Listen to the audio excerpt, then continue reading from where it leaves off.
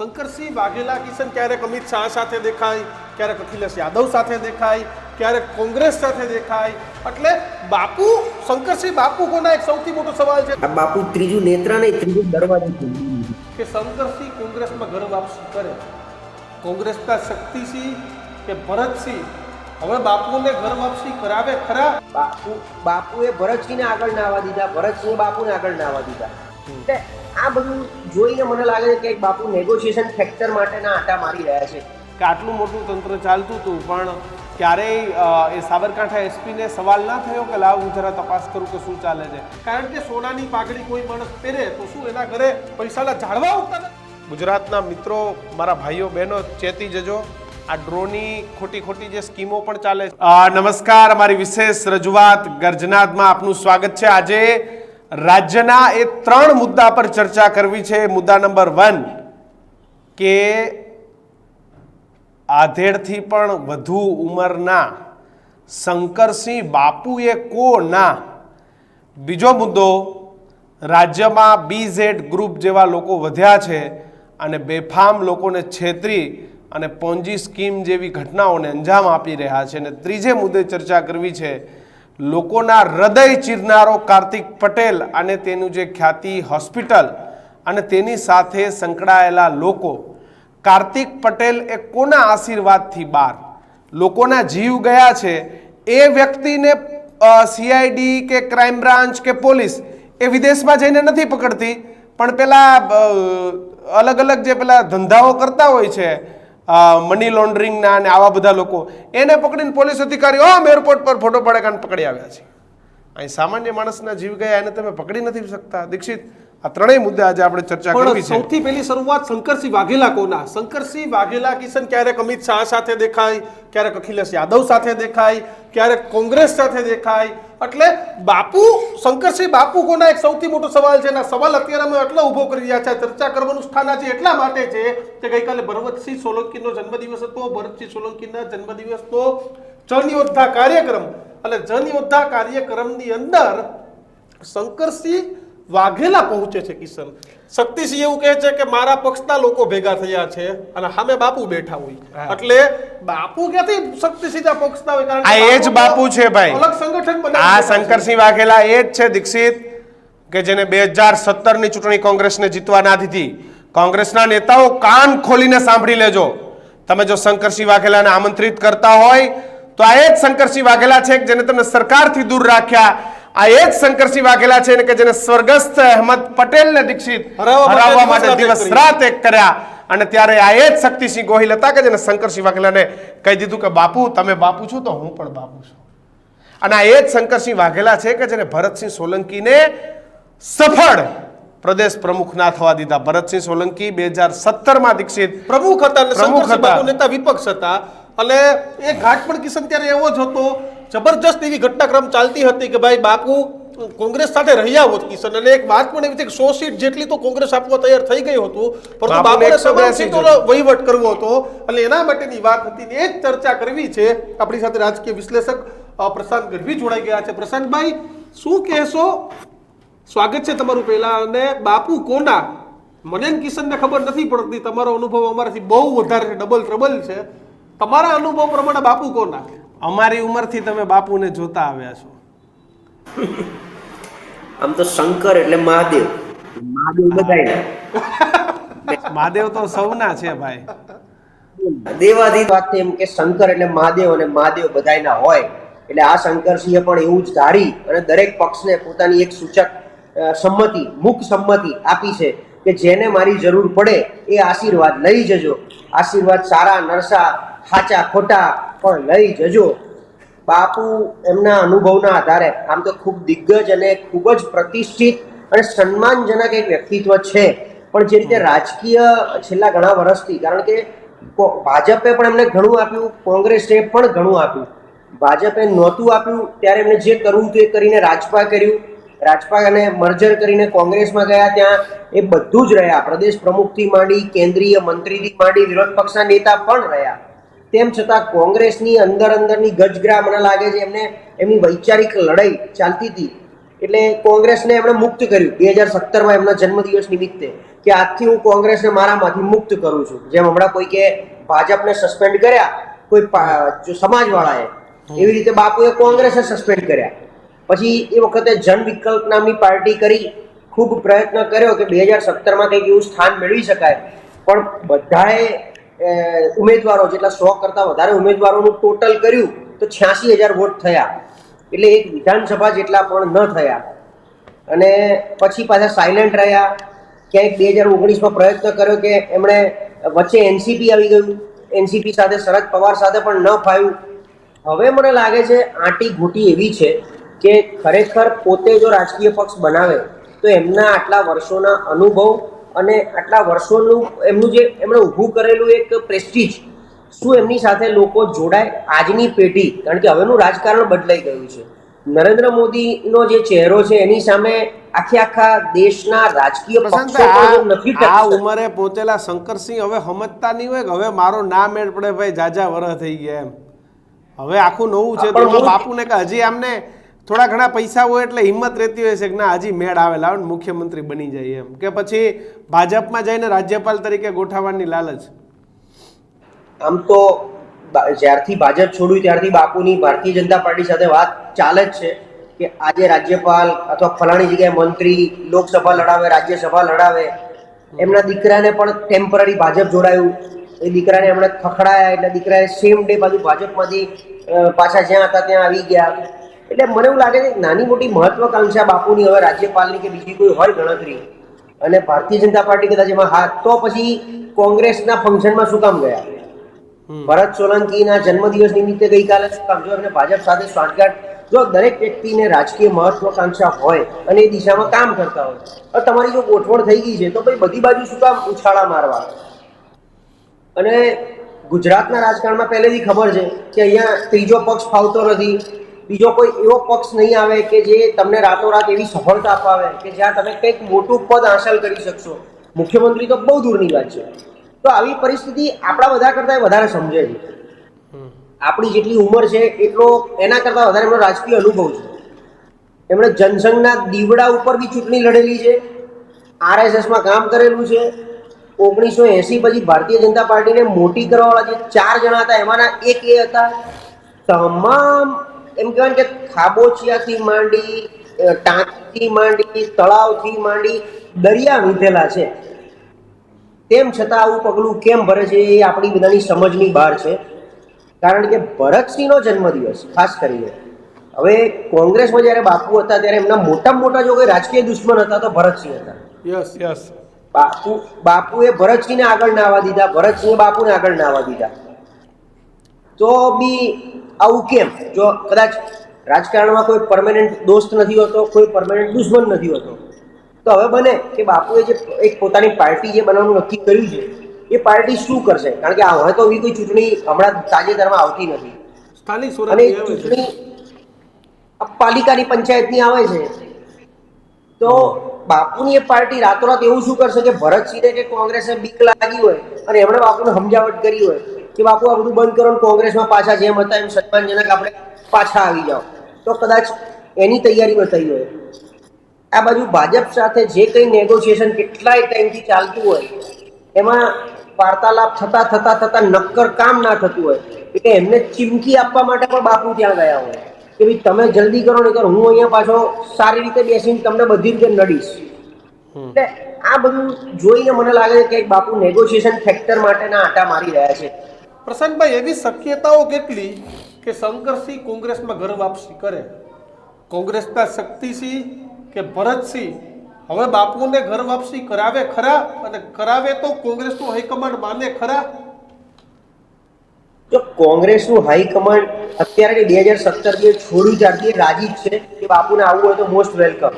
ગઈ વખતે પણ આ વાત એમને થઈ હતી 19ની ચૂંટણીમાં પણ હવે શું થાય કે બાપુ કોંગ્રેસમાં આવીને શું? કારણ કે કોંગ્રેસ ઓલરેડી જૂથબંધી હજી એ ચાલુ છે, એવી કોઈ સફળતા લઈ શકતું નથી. ગુજરાતમાં હજી આવનારા વર્ષોમાં કોઈ એવી તાકાત કોંગ્રેસની દેખાતી નથી કે જે કપડા ચઢાણ પાર કરે.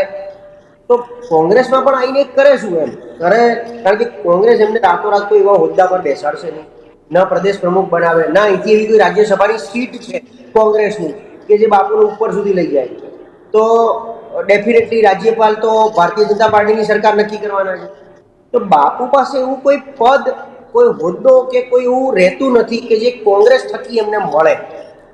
માત્ર ઔપચારિક અને મિત્રતાના ભાવે કદાચ ભરતસિંહને જન્મદિવસ, કારણ કે અત્યાર સુધી તમામ એમના કાર્યક્રમોમાં ભરતસિંહે હાજરી આપેલી હોય એમના જન્મદિવસની, તો કદાચ એ ભાવે ગયા હોય કે માથા હાટે માથાનો વ્યવહાર હોય અને હાજરી આપી હોય તો અલગ વાત છે. બાકી રાજકીય રીતે કોંગ્રેસમાં ઘર વાપસી કરીને ન બાપુ કઈ મોટું કરી શકશે. પ્રશાંતભાઈ, સંજોગ એવો થયો કે શક્તિસિંહ ગોહિલે એવું કીધું કે જેમ આપણે એક લોહીના સંબંધથી જોડાયેલા હોઈએ એ આપણો પરિવાર છે, પણ આપણે કોઈ રાજકીય પક્ષની વિચારધારાથી જોડાયેલા હોઈએ એ પણ આપણો પરિવાર છે, પણ વિચારધારા એ રાજકીય પક્ષની. એટલે શખ્સ મોટો નથી, પક્ષ મોટો છે, આવું પણ શક્તિસિંહ ગોહિલે કહ્યું કે ક્યારેય કોઈ વ્યક્તિ મોટો નથી.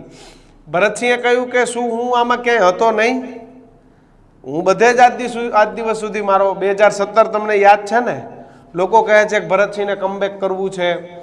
અરે ભાઈ, હું અહીંયા જ છું, હું અહીંયા જ. એટલે ભરતસિંહે દાવો કરવો પડ્યો કે હું ગુજરાતના રાજકારણમાં છું. શક્તિસિંહે એવું કીધું કે ભાઈ આપણે એક વિચારધારાથી જોડાયેલો પરિવાર છીએ, અને સામે જ શંકરસિંહ વાઘેલા બેઠા હતા કે જેને બધી જ વિચારધારાઓનો એક એક વિદ્રોહ કરી. કોને મેસેજ આપતા હતા એકબીજા? ગઈકાલની ઇવેન્ટમાં સૌથી પહેલું જે આપણે કહીએ કે કમબેક ભરતસિંહનું, યસ, એટલે આ કમબેક ભરતસિંહનું હતું કે શંકરસિંહનું, એ મોટો ક્વેશ્ચન માર્ક કરાય છે.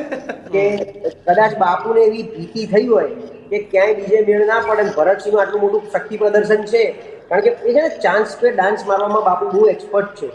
એટલે આખી કોંગ્રેસની જનમેદની જ્યારે ઊભી કરી હોય એમાં બાપુની સૂચક હાજરી આવે એટલે ભરતસિંહનું નેગેટિવ બહુ જ ચાલુ થઈ જાય એમની જ સિસ્ટમમાં.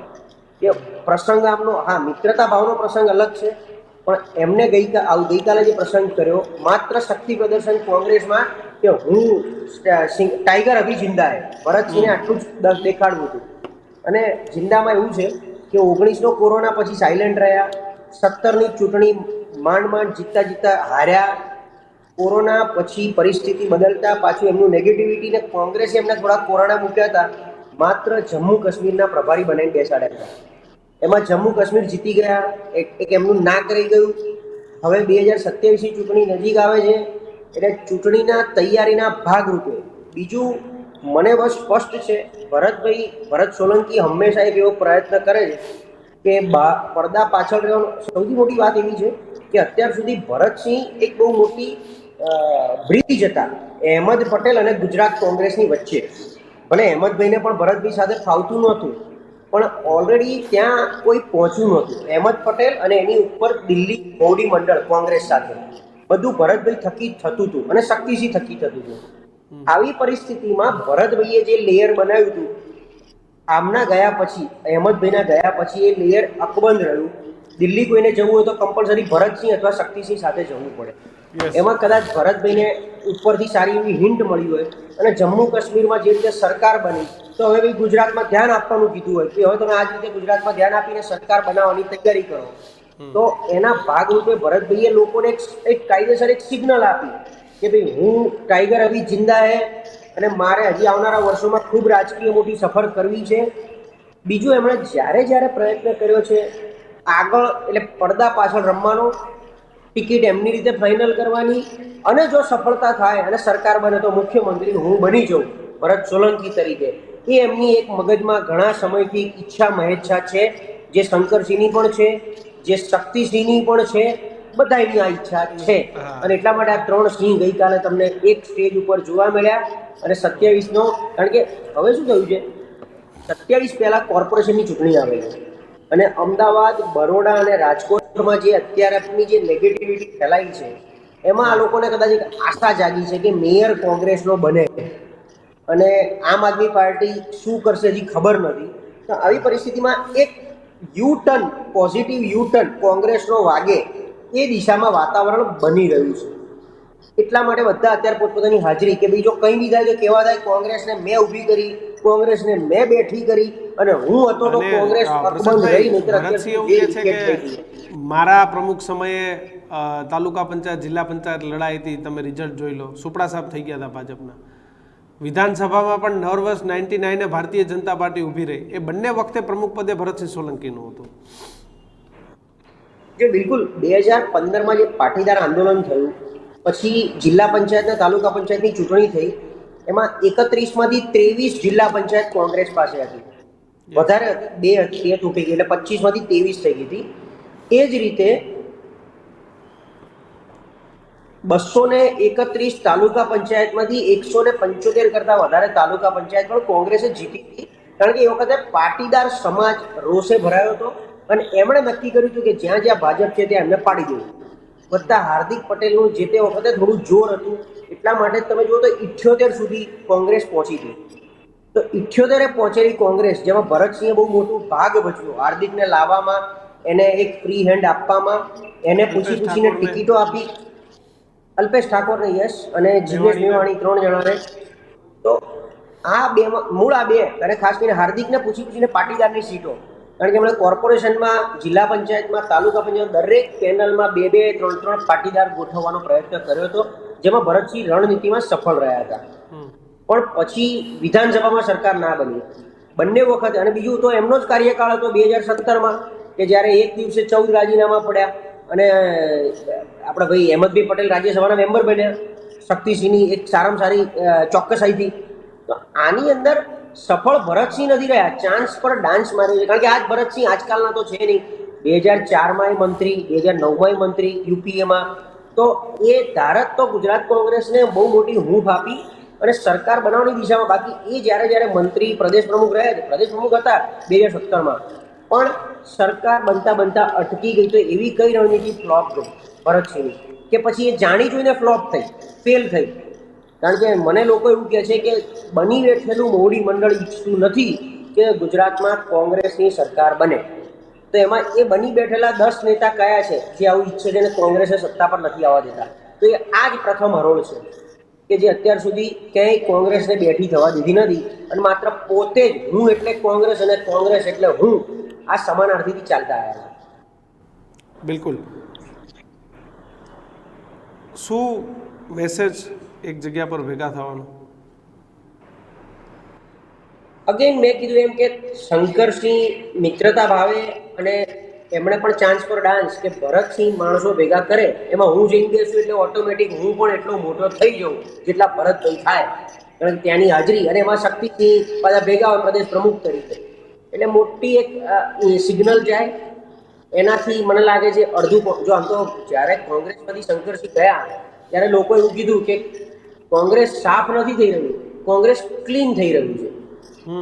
એટલે સાફ અને ક્લીન બંને વચ્ચેની પાતળી ભેદરેખા કોંગ્રેસ સમજતી હતી, એવું લોકોએ કીધું હતું કે હવે સાચી કોંગ્રેસ ઊભી થશે. કારણ કે બાપુને સાચા કોંગ્રેસી નહોતા ગણાયા લોકો, જેમ શક્તિસિંહ, ભરતસિંહ, આ બધા એક સાચા કોંગ્રેસી કહેવાય, મૂળમાંથી આવેલા. શંકરસિંહ ભાજપમાંથી ગયેલા. એટલે એમ કે બાપુના ગયા પછી ક્લીન કોંગ્રેસ બહાર આવશે, પણ એની જગ્યાએ દિવસે ને દિવસે વધારે તકલીફ પડતી ગઈ. અને બાપુએ હર હંમેશ એમનો જે રોલ નિભાવવાનો હોય એ નિભાવ્યો છે, કંઈક ભાજપમાં મદદ કરવા માટે, બીજી કોઈ રીતે. અત્યારે બાપુ કોંગ્રેસને ચોક્કસ એવી કોઈ મદદ નથી કરી રહ્યા જેનાથી કોંગ્રેસની કમબેક થાય કે એને કંઈક સફળતા એવી મળે ને બાપુનું નેતૃત્વ મંજૂર હોય. પ્રસાદભાઈ, શંકરસિંહ બાપુ ભાજપથી કોઈ નારાજ છે, કોઈ ડિમાન્ડ છે, કે તમને એવું લાગે છે કે નવો મોરચો બનાવીને ભાજપને ફાયદો, અથવા તો જે નવો મોરચાની હૂંફ ફેંકી અને બાપુ સમર્થકો સાથે કોંગ્રેસમાં જોડાઈ જાય? જો બાપુને ભાજપ સાથે નેગોશિએશન બંને જણા જોડે ચાલે છે, નરેન્દ્રભાઈ અને અમિતભાઈ. ક્યાંક અમિતભાઈ એ સ્વીકારતા નથી, કારણ કે નરેન્દ્ર મોદી અને શંકરસિંહ તો હું અંગત મિત્રો જૂના છે, આપણી પાસે જૂના ફોટા છે. એક બગીચામાં 4 જણા બેઠા છે, એમાં શંકરસિંહ, કાશીરામ રાણા, કેશુભાઈ પટેલ અને નરેન્દ્રભાઈ મોદી. અને નરેન્દ્રભાઈ હંમેશા એમને ગુરુ માન્યા છે. તમે જુઓ તો મોદીએ ક્યારેય બાપુ વિરોધ કોઈ પણ પ્રકારની ટિપ્પણી કરી નથી. અને જ્યારે નરેન્દ્રભાઈ પ્રધાનમંત્રી બન્યા 2014માં, ત્યારે વિધાનસભાના વિદાય સમારંભ કાર્યક્રમમાં એમણે બાપુને ખૂબ લાડ લડાયા હતા. અને એ પછી પ્રયત્ન પણ કર્યો કે બાપુ એમની સાથે રહે, પણ નરેન્દ્રભાઈની આજુબાજુના લોકો ઈચ્છતા નહોતા. અને અત્યારે મારું જે રીતે બાપુનું કહેવું છે કે અમિતભાઈ આ ડીલ ફાઇનલ થવા દેતા નથી. એટલે ક્યાંક ને ક્યાંક અમિતભાઈને પણ ઇનડાયરેક્ટ ચીમકીઓ બાપુ આ રીતે આપતા રહે છે કે ભાઈ તમે વિચારો, તમે કંઈક કરો, નહીં તો હું કંઈક કરીશ. અને એના ભાગરૂપે ઘડીક એનસીપીમાં જાય, ઘડીક આવી રીતે ભરતભાઈને મળે, ઘડીક બીજા ફંક્શનોમાં હાજરી આપે. એટલે આ ચોખ્ખી સિગ્નલ અમિતભાઈને કન્વિન્સ કરવાની પણ છે.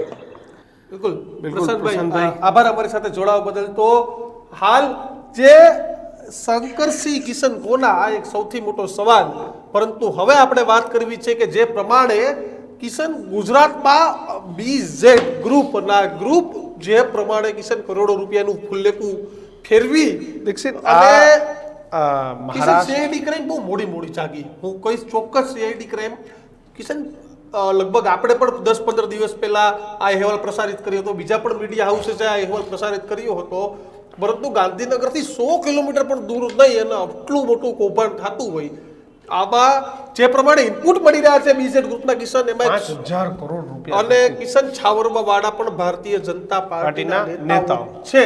કારણ કે બીઝેડ ફાઇનાન્શિયલ સર્વિસ ઉપર રેડ કરવામાં આવી હતી. સીઆઈડી ક્રાઇમે આજે પત્રકાર પરિષદ પણ કરી, પરંતુ કોના હાથ એક સૌથી મોટો સવાલ થાય. કારણ કે નાના શિક્ષકો, નિવૃત્ત કર્મચારીઓ અને કિશન બધાને ટાર્ગેટ 3% થી લઈને 33% સુધી વ્યાજની લાલચ આપવામાં આવી હતી, વળતરની લાલચ આપવામાં આવી હતી, અને એક સાથે સીઆઈડી ક્રાઇમે રેડ કરવી પડે, એક સાથે ત્યાં પહોંચવું પડે. એટલે કેના આશીર્વાદથી ચાલતું હતું તે સૌથી મોટો સવાલ છે. કારણ કે હાલ તો ભૂપેન્દ્રસિંહ છે તે ફરાર થઈ ગયું છે. જો તમે સાચા હતા, તમે સાચો હોવાનો દાવો કરતા હતા, તો અત્યારે તમારે કેમ ભાગી જવું પડ્યું, એક સૌથી મોટો સવાલ થાય. આવો તમારા ડોક્યુમેન્ટ લઈને કેમ તમે પોલીસ સમક્ષ આવીને હાજર નથી થતા, કેમ તમે જવાબો નથી આપતા, કેમ તમારી તમામ દુકાનોમાં તાળા લાગી ગયા, શોરૂમમાં તાળા લાગી ગયા, અને તમે રાજસ્થાન વાયા મધ્યપ્રદેશ છે તે ફરાર થઈ ગયા. અને કિશન ફરાર કોને કર્યા? તો એક વાત છે કે ભાજપના જ કોઈક ત્યાંના સ્થાનિક દિગ્ગજ નેતા છે, તેના ભૂપેન્દ્રસિંહ પર 4 હાથ છે, અને પૈસામાં પણ કિશન ઓફિસ ખોલી છે હમણાં, પૈસામાં પણ નાની મોટી ત્યાં ભાજપના દિગ્ગજ નેતાનો કોઈ નેતા અને મંત્રી, એક્સ મંત્રીઓના નામ આવી રહ્યા છે. પણ આ જોવા જેવો વિષય છે દીક્ષિત. આજે એલએમએલ અને પોન્જી સ્કીમ છે ને, એ યુપી, બિહાર અને મહારાષ્ટ્રનું એપી સેન્ટર છે. ધન્યવાદ ગુજરાત પોલીસને એટલે આપવા પડે કે આપણે ત્યાં આવી પોન્જી સ્કીમો અને આવું એલએમએલ કરતા લોકો એ લાંબુ ટકી નથી શકતા, કારણ કે પોલીસને ખબર પડી જાય. દીક્ષિત, તું યુપી બિહાર જાને તો ઘરે ઘરે આવા આજે પોન્જી સ્કીમ કરીને ભૂપેન્દ્ર ઝાલા ભાગી ગયો ને, એવા ઘરે ઘરે યુપી, બિહાર, રાજસ્થાન અને મધ્યપ્રદેશમાં, મહારાષ્ટ્રમાં છે. તમે એવું કહો ભાગી ગયો, પણ કેટલા વર્ષથી સામ્રાજ્ય ચલાવીને બેઠો હતો. તમે તો વિચાર કરો, પૈસા દઈને એવોર્ડ લેવાના, સોનાની પાઘડી પહેરવાની, અને એ પ્રકારનો તામઝામ ઉભો કરવાનો કે હું કરોડોપતિ, અબજોપતિ છું, પરંતુ ત્યાંના લોકોને ઇન્ફ્લુઅન્સ હજી પણ એવા લોકો છે કિશન કે જે આપણા વિડીયોમાં નેગેટિવ હજી નીચે કમેન્ટ મારે. પણ તમે તમારા દિલ ઉપર હાથ રાખીને કહેજો કે હવે તમને તમારા પૈસા, અને તમે જે કહેતા હતા ને કે બાપુ સેવા કરે છે ને કોરોનામાં આમ કર્યું ને તેમ કર્યું, તમારા જ પૈસા, તમારા પૈસાનું બૂચ મરાઈ ગયું ભાઈ, એટલે જ એ કર્યું હતું. તમારા જ પૈસે થયું છે ભાઈ, કોઈ ભગવાનનું કામ નથી કર્યું એમ. અને થાતું તું કેવું કે આલિયાની ટોપી માલિયામાં, માલિયાની ટોપી આલિયામાં, એટલે ઈ સરાઉન્ડિંગ પૈસા આવતા હતા ને તમારા મળતા હતા, ક્યાંકથી આવતા હતા, આગળથી લેતા હતા, પાછળ આપતા હતા, અને ભરાતી હતી, ફૂટવાનો હતો, આ ખૂબ નિશ્ચિત વાત હતી. કારણ કે સોનાની પાઘડી કોઈ માણસ પહેરે તો શું એના ઘરે પૈસાના ઝાડવા ઉગતા હતા સોનાની પાઘડી. અને તમે યાદ રાખજો કે તમારી જે સારી સારી વાતો હતી ને કે હા મારા બાપુને 6 મહિનાથી પૈસા છે પણ દર મહિને 25,000 વ્યાજ મળી જાય છે, આ વાત સાંભળીને બીજાએ મૂક્યા, ત્રીજાએ મૂક્યા, ચોથાએ મૂક્યા, એમ જેમ આગળ જે વ્યક્તિ મૂકતો હતો ને એના પૈસાનું વ્યાજ તમને મળતું હતું. તમે એલએમએલ નું આ એ ભૂપેન્દ્રનું નહીં, તમે આખા દુનિયામાં જ કૌભાંડ જોઈ લેજો, કોઈના પૈસા કિશન પાછા મળ્યા હોય ને શરૂઆતી દોરમાં મળે, એ વર્ષ 2 વર્ષ શરૂઆતી દોરમાં તેના પૈસા નહીં કરે 100% મળશે, પરંતુ એ પછી આ પૈસા છે તે નહીં મળે. હું મારી ટીમને કહીશ કે સોનાની પાઘડી વાળો વિડીયો રેડી રાખે, આપણે એ બતાવશું કે કઈ રીતે કિશન સોનાની પાઘડી જન્મદિવસના દિવસે પહેરવાની. લોકસભામાં અપક્ષ ઉમેદવારી કરી હતી આ ભાઈએ પૈસા, પછી ખબર છે ખાચા ખોટા કરીએ એટલે કાલ પક્ષને ખબર પડે. બાકી જોઈ લો, એ જ સીન છે કે લોકસભામાં ભૂપેન્દ્ર છે તે અપક્ષ ઉમેદવારી કરવા ગયા હતા ને એવો દાવો કરતા હતા કે હું તો અપક્ષે જીતી જાઉં. ભાઈ આ ચેન માર્કેટિંગ, લોભામણી જાહેરાતો, આનાથી બચજો ભાઈ. ગુજરાતમાં આ બધું જ કલ્ચર મહારાષ્ટ્ર, દિલ્હી, યુપી, બિહાર, રાજસ્થાન, આ ત્યાંથી આ બધા કલ્ચર આવી ગયા છે. ભંડોળ એકઠું કરો, એ ભંડોળમાંથી આપણે બધા કરીએ.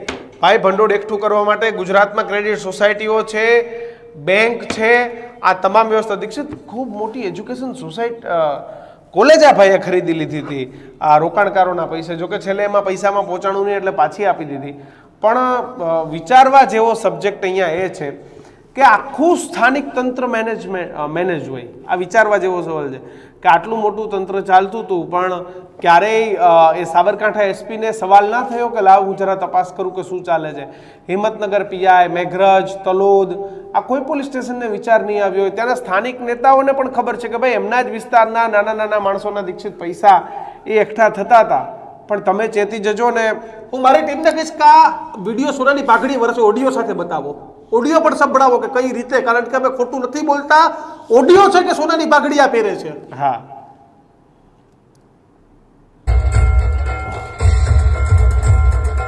જોરદાર તાળીઓનો ગડગડાટ થતો રે ભાઈ. ખોડિયારમાંની જેના ઉપર અસીમ કૃપા છે એવા રજવાડાના રાજા ભૂપેન્દ્રસિંહ ઝાલા બાપુ માટે તાળીઓનો ગડગડાટ થઈ જાય. સોનાની પાઘડી, સોનાની પાઘડી, રજવાડાના રાજા.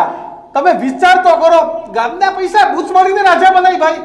તમે તો રાજા રજવાડાઓનું અપમાન કરો છો. ક્યાંના રાજા હતા ભાઈ? તમે ક્યાંના સ્ટેટ હતા? હવે સગા ભાઈઓ હતા નહીં ગોંડલમાં સ્ટેટ માટે માથાકૂટ એવડી મોટી થઈ ગઈ હતી અને તમે રજવાડાના રાજા બનીને બેઠા છો. તમે 5-25 કરોડનું કૌભાંડ કરી. જો પૈસા વાળા બનવાથી ઈમાનદાર નથી બનાતું. તમારામાં ઈમાનદારી હોવી જોઈએ. રોડ ઉપર બેઠેલો માણસ છે ને કે જે 5 રૂપિયાના કિસાન પાણીની બોટલ વેચે એ પણ ઈમાનદાર હોય. ઈ તમારા કરતા રજવાડાનો રાજા કે ભાઈ તમે ગામના પૈસા ફૂટ મારી દો, ફુલેકા ફેરવી દો અને પછી તમે તમારી જાતને રજવાડાના રાજા બનાવો. બધે ભારતીય જનતા પાર્ટીના નેતા ગણાવવાના.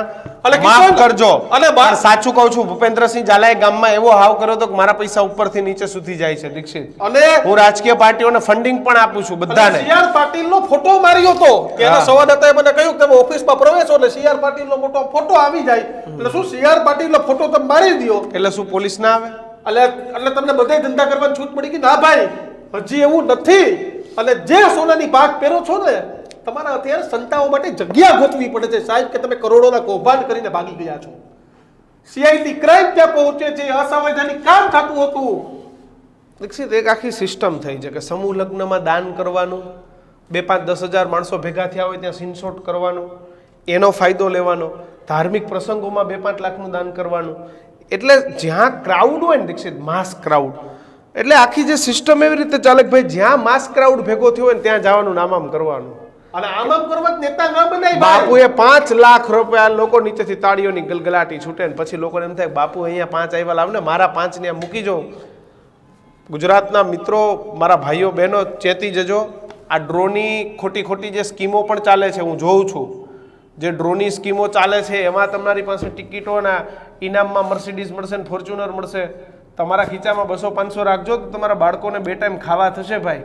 બાકી આ બધા જ ધુતારાઓ છે ભૂપેન્દ્રસિંહ ઝાલા જેવા તાલુકે ને જિલ્લે તમને લૂંટીને હવે તમને એવી લાલચ. અરે ભાઈ તમને કહું 33% વ્યાજ મોહત હોય તો તમને એસબીઆઈ બેંક જ દઈ દે ભાઈ. હા, એ આને ના જરૂર પડે. ના જરૂર પડે. ન પોસાય એ પ્રકારનું વ્યાજ, આ પ્રકારની લાલચ. એટલે કહેવાય ને કે લોભિયા હોય ને ઉધર નાના જેવા ભૂતારા ખાય. તમે 5-25 રૂપિયાની આવકના આસામે જાઓ, શિક્ષક હોય, નિવૃત્ત કર્મચારી હોય, તમને એવું હોય ભાઈ 2 પૈસા મળીએ મારું જીવન સુધરી જાય. પણ તમારી મરણ મૂડીની આવા લોકો પથારી ફેરવી નાખે. આ લોકોને તમારા પૈસાની કોઈ પડી નથી.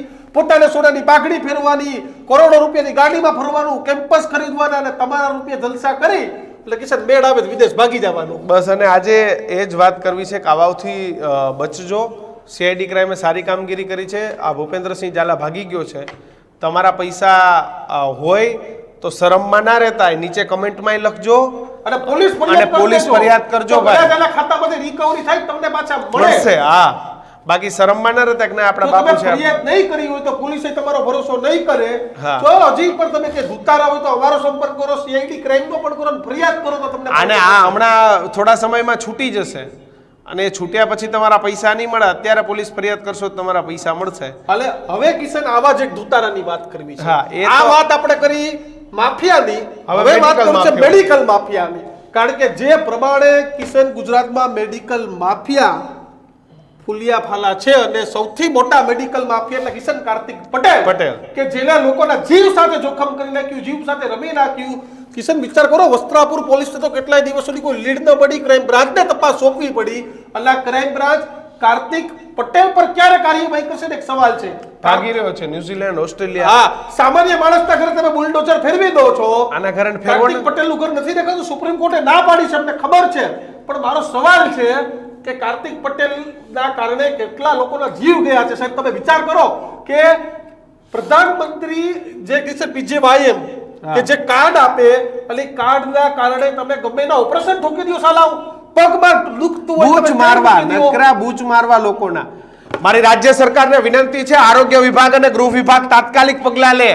આ કાર્તિકની મિલકતમાંથી જેટલાના ઓપરેશન કર્યા છે ને, જેટલાના આ હૃદય ચીર્યા છે ને, આ કાર્તિકના બંગલા વેચી નાખો. આની બિલ્ડરની જેટલી સ્કીમો છે વેચી નાખો. અને જે મૃતકો છે ને ભાઈ, એને ખરા અર્થમાં તમે પૈસા ચૂકડાવશો ને તો ગુજરાતમાં એક દાખલો બેસશે. કોઈ ડોક્ટરના બાપની ત્રેવડ નહીં હોય કે કોઈ ગરીબને મારી નાખે. કારણ કે ડોક્ટરને બીક હોવી જોઈએ, એ હોસ્પિટલને બીક હોવી જોઈએ. આવું કહેવાય બંધ કરી દો. કોઈ જબરબંધી છોડવામાં નહીં આવે, કારણ કે તમે પકડતા જ નથી સાહેબ. હા. તમે પકડતા જ નથી. જો તમારે પકડવું હોય તો કાર્તિકને એક દિવસે પકડી લીધો હોત. ઓલો લુચ્ચો હાસ્ય કરતો તો એ મેનેજર કેટલા દી તમારા હાથમાં આવ્યો. હા. રાજસ્થાન તમારે પકડવા જવો પડે, ત્યાં મીડિયાની હાજરીમાં લુચ્ચો હાસ્ય કરતો અને હતો. તમે રેડ કોર્નર નોટિસ આપો કાર્તિકને, ઉઠાવો ઓસ્ટ્રેલિયા ન્યુઝીલેન્ડ થી. ભાઈ કોણ રોકે છે તમને? અને ગુજરાત પોલીસને કે દેશની પોલીસને ખબર ન હોય ને કાર્તિક ક્યાં છે તે નથી શક્ય. પરંતુ કિશન, જે દિવસે ખ્યાતિનું ઓપનિંગ હતું, જે રાજનેતાઓ મોટા ઉપર રિબિન કાપવા ગયા હતા ને, એ રાજનેતાઓની જે જવાબદારી છે કે આવાને પકડી પૂરી દેવા જોઈએ. દીક્ષિત, આજ તો કેટલી વ્યવસ્થા છે. આ સમૃદ્ધ ગુજરાત છે ભાઈ. અહીંના 5 પોલીસ અધિકારીને ઓસ્ટ્રેલિયા ન્યુઝીલેન્ડ જવું હોય તો કે સરકાર પાસે પૈસા નથી એવું નથી. અરે પણ બધું ચાર બંને હાથ છે ગૃહ વિભાગ પાસે. અમુક નેતાઓના 4 હાથ છે, અને ના આશીર્વાદ હોવાના કારણે કાર્તિક જેવા લોકોને કઈ થતું નથી. તમે બિલ્ડર બનીને ગમે એની જમીન ઘસી નાખો, તમે મેડિકલ માફિયા થઈને ગમે એના ઓપરેશન ઠોકી દો. એટલે તમે શું કરો છો? આ ગુજરાત મેં બનાવ્યું છે સાહેબ. આ કાર્તિક જેવા લોકો આવીને કહે છે કે આ ગુજરાત મેં બનાવ્યું છે, હું મેડિકલ માફિયા છું, હું ભૂ માફિયા છું, જમીન ઘસી નાખી. અને તમને એવું હોય કે અમે અહીંયા PMJY નું કરી નાખીએ અને પછી પેલા ચેરિટી શો કરીએ ને હોર્સ શો કરીએ ને સિનશોટ કરીએ. અરે ભાઈ, ધૂળ પડી અને ગરીબોના. બ્રાન્ડની દારૂની બોટલો હા. કાર્તિકના ઘરેથી. તમે વિચાર તો કરો, ગાંધીનું ગુજરાત કિશન. દીક્ષિત, કાર્તિકભાઈ પૂરા હતા. આમના તમામ જાખબને આપણી પાસે આવી ગયા છે. હા હા, તમામ રીતે પૂરા. હા, તમે બેનપણીઓ રાખવાના પણ શોખીન, શોખીન. મોંઘી બ્રાન્ડ દારૂ પીવાના પણ શોખીન, લોકોના હૃદય ચીરવામાં. લોકોને ચીરવાના પણ તમે શોખીન, જમીન ઘસી નાખવાના પણ તમે શોખીન. અને તમે ક્યાંક 5-25 કરોડનું કોઈ નેતાને ફંડિંગ આપી દેતા હશો તો એવું ન સમજતા. માજીના આંખના આંસુ તમે જોઈ લો, એટલે એના પરિવારજનોને ખોયા છે એના આંસુ છે. કાર્તિક, તમે ગમે લે ભાગી ગયા હશો, પરંતુ આ ગુજરાતની જનતા અને કાર્તિકના મળતિયાઓ અત્યારે બધે સેટિંગ કરવા ફરે છે. કાર્તિક માટે આખી ટીમ લાગી ગઈ છે કામે. આ કાર્તિકને બચાવવા આખી ટીમ લાગી ગઈ છે, જે ગુજરાતના ડીજી ઓફિસ થી લઈને એક સચિવાલયના ધક્કા ખાઈ કે સાહેબનો વાંક નથી, સાહેબનો વાંક નથી. અને બીજું, ભારતનું સંવિધાન ન્યાય કરવું હશે, મને વિશ્વાસ છે, પરંતુ કુદરતનો ન્યાય છે ને, કુદરત એ નહીં છોડે. એ ન્યાય કરશે જ નહીં છોડે. દીક્ષિત, તમારો અત્યારે પાઠ આપણે ચરિત્ર આખી કરવાનું script હશે. એવી ચાલે છે. કાર્તિકભાઈ નું તો ઇન્વેસ્ટમેન્ટ હતું, બાકી શું? અરે શું ઇન્વેસ્ટમેન્ટ હતું? કેમ કમાય? કાર્તિકભાઈ જ જતો તો, ધુતારો કાર્તિક જ હતો. ડોક્ટરને તો કિશન 5-25 લાખનો પગાર મળતો હોય છે. હા. આ તો મેડિકલ માફિયા એને ઘરે પગાર લઈ જતો હતો ને ઘરે મોંઘીના દારૂ, છોકરીઓ, આ બધી મોજ મજાઓ અને આવતી. તમને એવું હોય કે દિગ્ગજ નેતાઓ અમારે ત્યાં ચેકઅપમાં આવતા હતા, બચી જઈશું ભાઈ, એ બધાય છોડશે પણ અમને નહીં છોડીએ. કાર્તિક પટેલનું ચેલેન્જ આપું છું કે ઇન્ડિયા આવશે ને એના ઘરમાં ઘૂસીને પ્રશ્ન પૂછવાનો છે કે કાર્તિક કેમ આ ધંધો કર્યો છે. તમે ઇન્વેસ્ટર હો તો આવીને જવાબ આપી દો, કોઈ ખોટો નથી. આમાં તકલીફ શું છે? આવા બધા લોકોએ 4-6 મહિનામાં છૂટી જાય છે, મીડિયા ભૂલી જાય છે ને આ પાછા હતા એમને ફરવા માંડે. હા. પણ હું એક આ ભૂપેન્દ્રસિંહ ઝાલા, આ કાર્તિક પટેલ, આ બેયને વર્ષથી પછી માર્કેટમાં મળે ને તો પૂછી લેવાનું છે કે હાલાવ શું કરવા કોકના પૈસાની પથારી ફેરવો. ક્રાઇમ બ્રાન્ચને મારી વિનંતી છે, ગૃહ રાજ્યમંત્રી હર્ષભાઈ સંઘવી સાહેબને વિનંતી કરું છું કે હર્ષભાઈ આપણા અધિકારી બાહોશ છે, ઇન્ટેલિજન્ટ છે, ભણેલા ગણેલા છે, આમને મોકલો. આપણે જે રીતે હર્ષભાઈ સુરત વાળા પથ્થર બાજુ પકડ્યા હતા ને, હા, અને જે રીતે એની ટાંકીએ તોડ સર્વિસ થઈ એવી કાર્તિકની કરો. અને એવી ભૂપેન્દ્રની બે ત્યાંની સર્વિસ કરો તો દાખલો બેસશે હર્ષભાઈ. ભલે વિશ્વાસ છે કે આપણી પોલીસ દાખલો બેસાડશે, પરંતુ જે લોકોના જીવ સાથે રમે છે, લોકોના મરણ મૂડી સાથે રમે છે ને, એને ક્યારેય છોડવાનું બસ આ જ પરિસ્થિતિ છે રાજ્યની. ભૂપેન્દ્ર જેવા લોકો એ ગરીબોના પૈસા ખાઈ જાય છે અને કાર્તિક જેવા લોકો એ સરકારના પૈસા ખાવા ગરીબોને મારી નાખે છે. એટલે પેલો ગરીબ પૈસાથી મરી જાય છે અને આ ગરીબ જીવથી જાય છે. લોકોના જીવની કોઈ કિંમત નથી સાહેબ. તમારું આરોગ્ય વિભાગમાં સેટિંગ હોય એના કારણે તમે મન થાય એવા કામ કરાવી દો. તમને ખબર છે કે આરોગ્ય વિભાગે મારું કઈ નહીં કરી લે કારણ કે પૈસા આવી જશે. મન થાય એવું ઓપરેશન ચીજ કરી નાખો, મન થાય ને હૃદય ખોલી નાખો. આ થોડી કઈ ગાડી છે કે તમારે એન્જિન ખોલી નાખવાનું હતું. તમે લોકોના હૃદય સાથે રમો છો. આ કેવું પેલો ગાડીનો વીમો પકાવવા હાટું થઈને લોકો હાથે કરીને એક્સિડન્ટ કરેલા. કાર્તિક જેવા લોકોએ સરકારના વીમો લેવા માટે હે લોકોના હૃદય ચીરી હૃદય નાખ્યા. ચીરી નાખ્યા. તો અમારી વાત સાથે તમે કેટલા સહમત છો કેટલા નથી તે ખબર નથી, પરંતુ અમારી વાત સાથે સહમત હોય તો તમે કોમેન્ટમાં જણાવજો. અને વધુ આવા જ ન્યૂઝ જોવા માટે જોતા રહો ન્યૂઝ રૂમ, ગુજરાતનો ગર્જનાદ. નમસ્કાર.